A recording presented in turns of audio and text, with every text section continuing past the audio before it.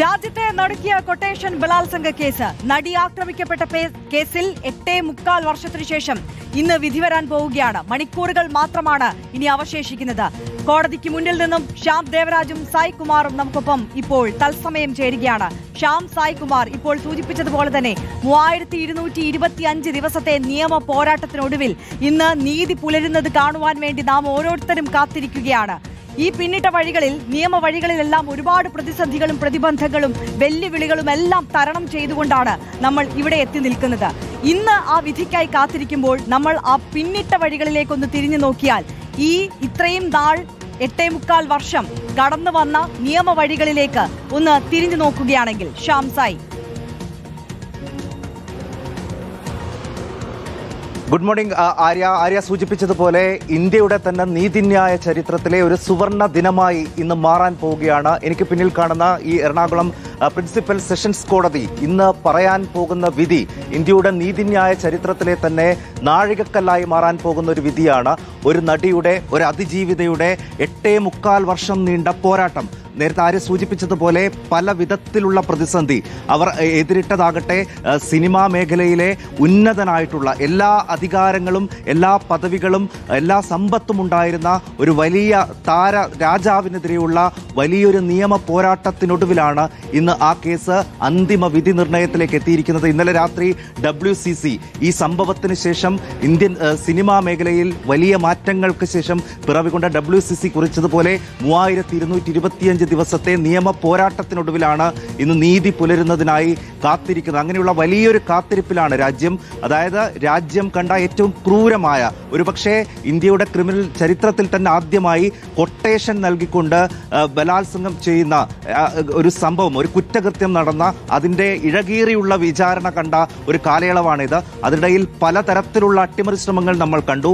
ഓരോ ഘട്ടത്തിലും ഈ കേസ് അട്ടിമറിക്കാൻ പലതരത്തിലുള്ള ഗൂഢാലോചനകൾ ഉണ്ടായപ്പോൾ, പലതരത്തിലുള്ള അട്ടിമറി ശ്രമങ്ങൾ ഉണ്ടായപ്പോൾ അത് അങ്ങനെയല്ല. അതിജീവിതയുടെ ഭാഗത്താണ് നീതി. അതിലെ യഥാർത്ഥ സത്യം ജനങ്ങൾക്ക് മുന്നിലേക്ക് എത്തിക്കാൻ, മലയാളികൾക്ക് മുന്നിലേക്ക് എത്തിക്കാൻ നമുക്ക് കഴിഞ്ഞു, റിപ്പോർട്ടർ TVക്ക് കഴിഞ്ഞു എന്ന വലിയ ചാരിതാർത്ഥ്യത്തോടു കൂടിയാണ് ഇന്ന് ഈ വിധി പ്രസ്താവം കേൾക്കാൻ നമ്മളിവിടെ നിൽക്കുന്നത്. കൃത്യം 11 മണിക്ക് തന്നെ കോടതി കേസ് പരിഗണിക്കുകയും ചെയ്യും. നമ്മുടെ ലീഗൽ കറസ്പോണ്ടന്റ് ശ്യാം ദേവരാജ് എനിക്കൊപ്പമുണ്ട്.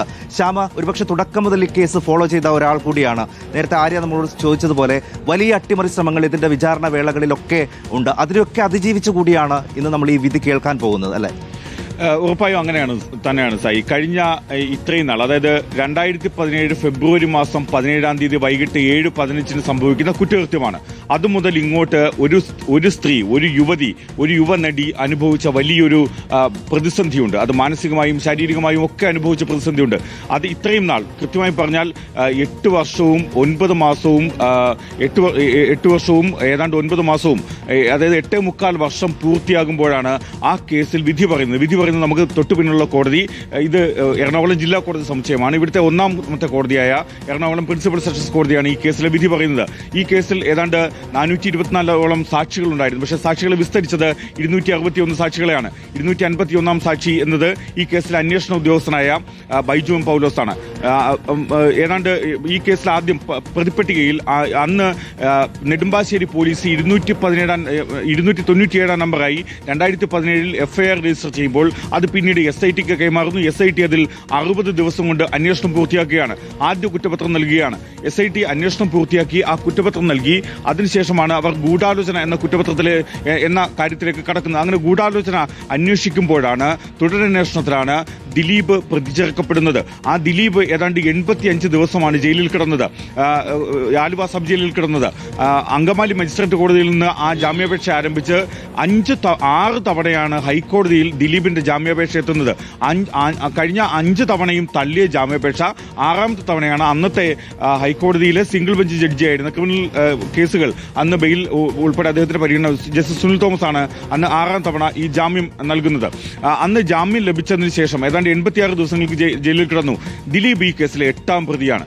സായി നേരത്തെ സൂചിപ്പിച്ചു തന്നെയാണ് എന്തുകൊണ്ടാണ് ഈ കേസ് ഇത്രയും പ്രസക്തമാകുന്നത്.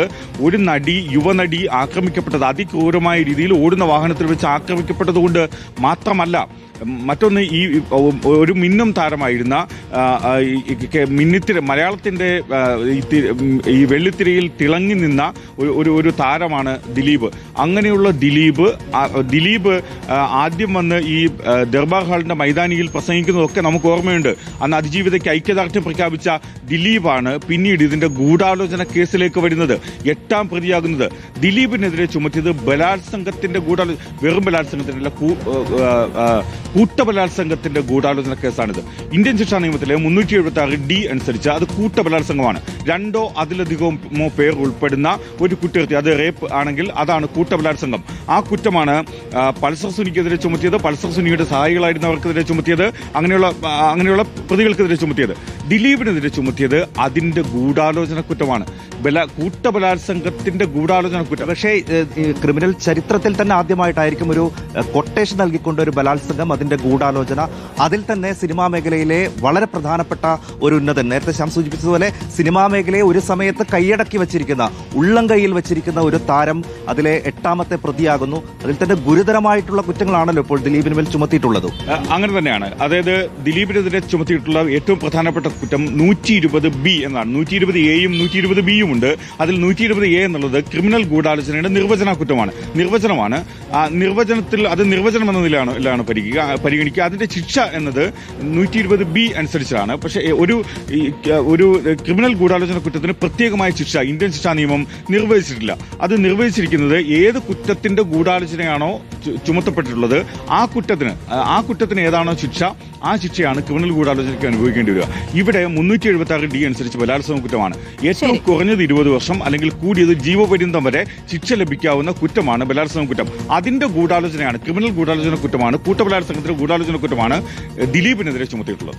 അതാണ് ആര്യ. അങ്ങനെ പിന്നിട്ട നിയമവഴികളിൽ നേരത്തെ ശ്യാം സൂചിപ്പിച്ചതുപോലെ 8.25 വർഷം എന്ന് പറയുന്നത് ഈ അതിജീവിതയുടെ ഒരു പോരാട്ടത്തിന്റെ കൂടി ചരിത്രമാണ്. അവർക്കൊപ്പം നിന്ന ആളുകളുടെ വലിയൊരു പോരാട്ടത്തിന്റെ ചരിത്രം കൂടിയാണ്.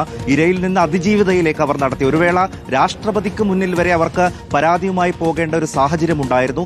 അത്രമേൽ വലിയ സമ്മർദ്ദം, അത്രമേൽ വലിയ സൈബർ ആക്രമണമൊക്കെ അതിജീവിച്ചുകൊണ്ടാണ് അവർ ജോലി ചെയ്തിരുന്ന സിനിമാ മേഖലയിൽ, മലയാള സിനിമാ മേഖലയിൽ നിന്നടക്കം അവർക്ക് അവസരങ്ങൾ നിഷേധിക്കപ്പെട്ടു.